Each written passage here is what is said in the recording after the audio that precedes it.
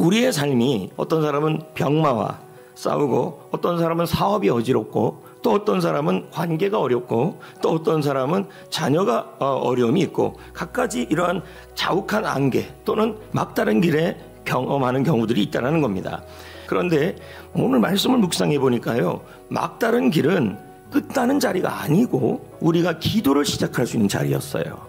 다시 말씀드리면 나는 더 이상 길이 없다라고 할 때 거기가 끝나는 자리가 아니라 시작점이 될 수 있다는 얘기예요. 구절을 읽어보겠어요. 시작. 내가 무덤에 내려갈 때 내 피가 무슨 유익이 있으리이까? 진토가 주를 찬송하며 주의 진리를 선포하리이까? 자, 지금 이 다윗의 상황이 무덤으로 내려가는 상황, 진토 가운데 있는 상황이에요. 그렇다면 이런 상황에서 다윗은 길이 안 보이는 거죠. 말 그대로 막다른 골목, 막다른 길에 빠진 겁니다. 그런데 그럼에도 불구하고 이 다윗은 하나님을 향한 믿음을 놓지 않고 있어요. 이 말씀을 보면요. 그럼 우리도 똑같다는 것이죠. 친구 관계가 어그러지고 노력한 일이 수포로 돌아가고 건강을 잃고 그리고 꿈이 좌절되고 어디로 가야 할지 어떻게 해야 할지 모르는 순간들이 올 수 있는데요. 그 캄캄한 곳이 마지막의 장소가 아니고 길이 없는 장소가 아니라 시작할 수 있는 장소가 된다는 얘기예요. 하나님께는요 그러한 막다른 길은 없다는 얘기예요. 왜냐하면 우리가 알지 못하는 우회도로 새로운 길을 준비하고 있기 때문이에요. 그걸 알 수 있는 게 홍해입니다. 홍해 앞에 이스라엘 백성들은 길이 없었어요. 그런데 하나님은 백성들이 알지 못하는, 보지도 못했던 길을 만들어냈어요.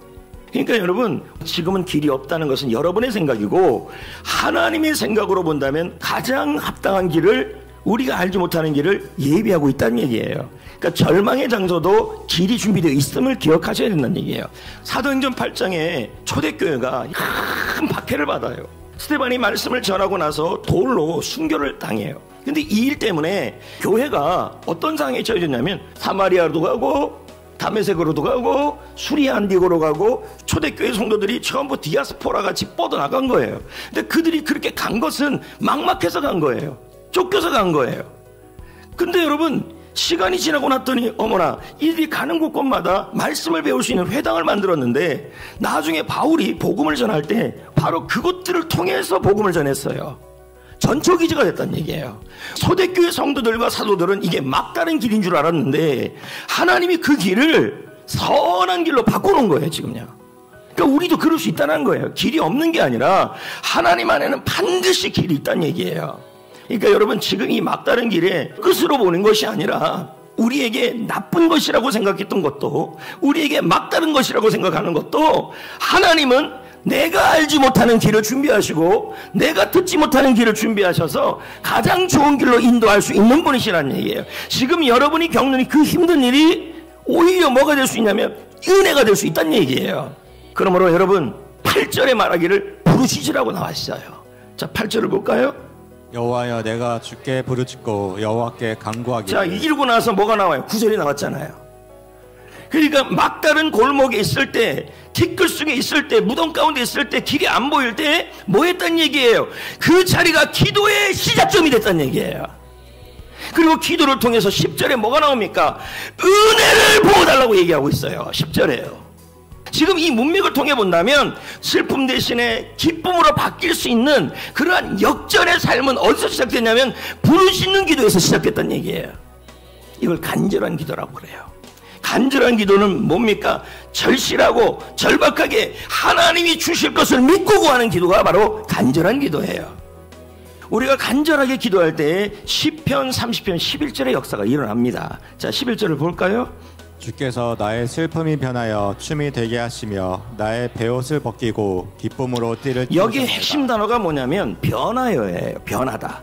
이 변하다는 뜻이 어떤 뜻이냐면 완전히 정반대의 일이 일어난다, 이 뜻이에요. 그러니까 무슨 말입니까? 다윗의 상황이 역전이 됐다는 얘기예요. 반대가 됐다는 얘기예요. 바뀌었다는 얘기예요. 그러니까 여러분, 우리에게도 바로 이런 반전의 은혜가 있어야 된다는 얘기예요. 어떻게 해요? 어떻게? 여러분이 간절히 기도할 때 이게 가능하다는 얘기예요. 아멘. 그러므로 여러분이 감당하기 어려운 문제가, 막다른 골목이 크면 클수록, 힘들면 힘들수록 이것은 어마어마한 은혜의 징조예요. 그러므로 기도를 붙잡으면 정반대의 역사가 일어날 겁니다.